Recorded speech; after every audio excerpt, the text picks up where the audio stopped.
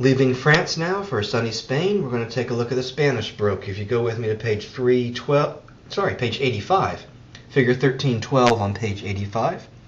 A good place to start talking about the Spanish Baroque with the Spanish Baroque artist Diego Velázquez. You see on the screen one of Velázquez's most famous individual works. There's some competition for that title. I'll show you the competitor in a minute. But certainly a very famous example of Velázquez's work, The Maids of Honor. Who is the important person in the painting? Well, that's fairly obvious, at least at first. Who's the important person in the painting? That's the little girl down here. This is the Spanish princess, the Spanish infanta. She's standing there right in the center, foreground of the painting. The sunlight is coming through the window and brightening up that... I'm going to get that nasty ink off. There we go. Brightening up that pretty dress there. She stopped by the artist studio to see what's going on. She's brought along her maids of honor. Those are her little friends there. She's brought along her dog. And her caregiver, her nanny, the dwarf woman over here to the side. It's kind of an interesting side story that actually starting about the time of the early Renaissance, dwarfed people who had not been treated very well in society remarket themselves as child caregivers, as nannies. The idea is that they would pretend to be a child, although the kid would catch on pretty fast, and play with the child, but also be an adult and be able to protect the child from accidents and kidnappers and that kind of thing. Well, the Spanish princess and her friends have stopped by to watch the artist at work. Here we see Velázquez at work. He has the palette there and some brushes. He's painting on a painting. This is the only time I get to show you... I don't know why that's not working. There we go. This is the only time I get to show you what the back of a painting looks like, so you might as well take a look at it. You have the 2x2s and the 1x2s, I guess, or their equivalents, built into the framework, and then a canvas, that heavy cloth, almost like denim, like blue jean material, stretched across the canvas to provide a firm surface to paint on, but also a lightweight surface to make it easier to move the painting around, to hang it on the wall, and so on. On the back wall, you see a mirror on the back wall, back there. Reflected in that mirror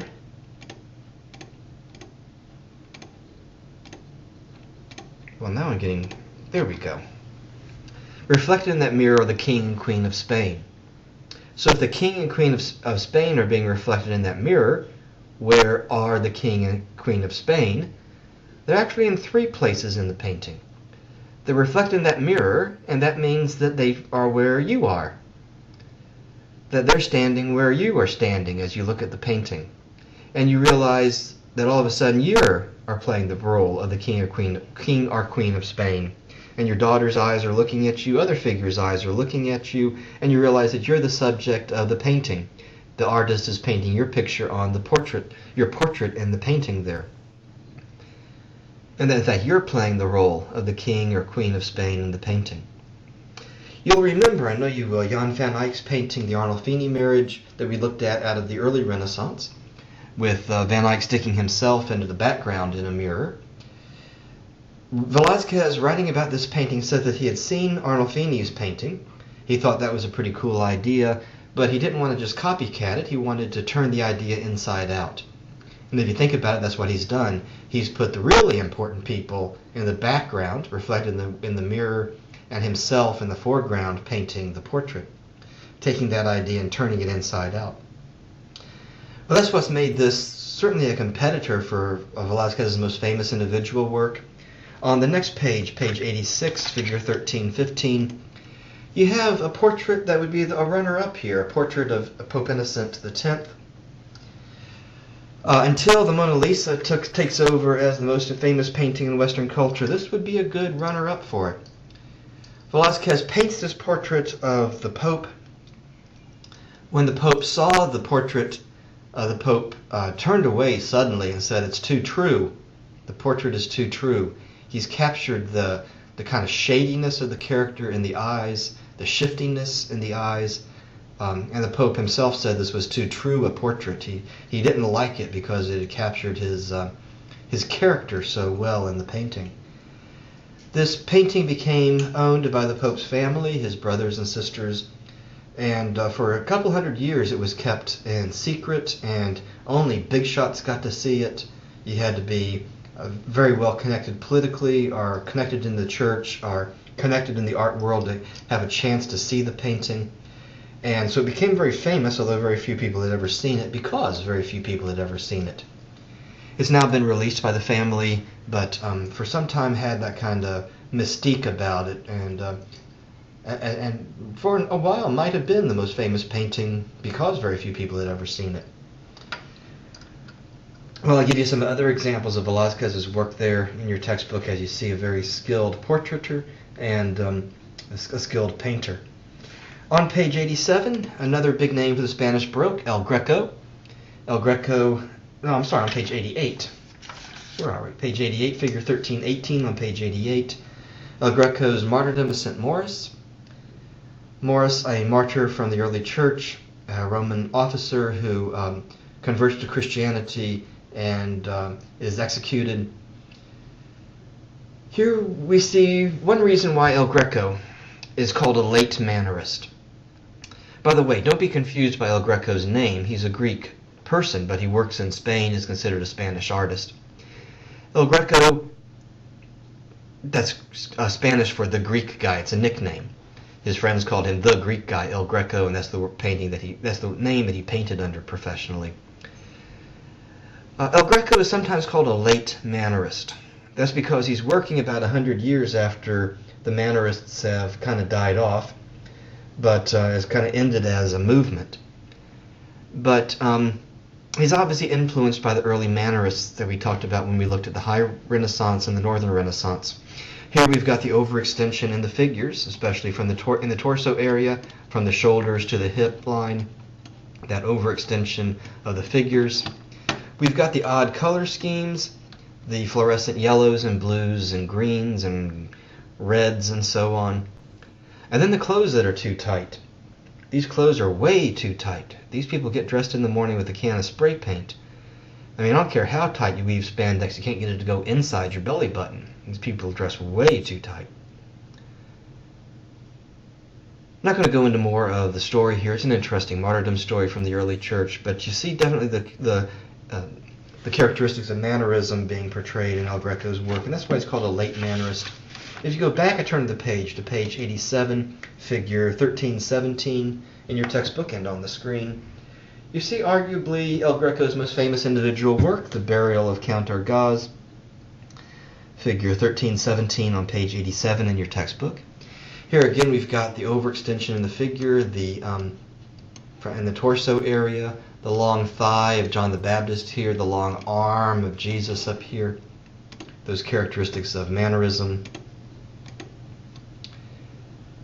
This painting is on the wall of a church, the church in the town where El Greco lived in Spain. It's the church that he and his family attended with his son. That church had been built with money, church building had been built with money donated by a very wealthy aristocrat, Count Argaz. And so when El Greco began attending this church, the church members asked him to paint this painting to honor the man who donated the money for building the church in the first place. At the bottom we see the Count's body, Count Argaz's body, being prepared for burial. But El Greco has painted the Count twice, and that's what makes this kind of an interesting painting. He's actually painted the Count twice. He's painted the Count's body down here, being prepared for burial. Up here, he's also painted the Count's spirit or soul. Let me show you a close-up of the painting there. There we go. This little wispy spirit figure, little spirit head, spirit neck, spirit back, spirit butt, spirit leg. It's like the angel's giving the little spirit a leg up into heaven here. If you look at this area of the painting, just right here, that might look familiar to some of you if you come to us out of the health sciences in particular. It looks like a line drawing out of an OB/GYN textbook. A baby entering the birth canal getting ready to be born. And the angel kind of pushing the baby out. And who's there ready to receive this baby spirit? Jesus, but of course Jesus is busy with running heaven. But Mary there getting ready to almost midwife the birth of this newborn spirit into heaven. Mary, the image of the mother in so much of Western culture. The idea of death as a rebirthing process, kind of an interesting idea, kind of depicted in kind of a weird way, it seems to me at least, there, but kind of an odd, interesting idea. The other part of the painting which makes it famous is the little boy down to the bottom. It's a portrait of El Greco's son, about the age of 8 or so. The little boy is pointing at a symbol of eternal love there on the deacon's vestment there. It's a golden rose inside inside a circle. A rose, an almost universal symbol of love inside the circle that never ends. A symbol of eternal love. Tucked into the little boy's belt over here is a handkerchief hanging down. On that handkerchief it says, made with pride by El Greco, and a date. That's oftentimes taken as the signature and the date for the painting. But actually that date is about 8 years earlier than when the painting was painted. So obviously what was made with pride by El Greco and Mrs. Greco, but the son here. And then remember, this is the church that this little boy attends when he goes to church. And when he goes to church, he'll see that his father loves him and that his father is proud of him. And that's just kind of cool. And that's those two things, that interesting depiction of death and that way of letting his son know that he loves him and is proud of him, is probably what makes this El Greco's most famous individual painting.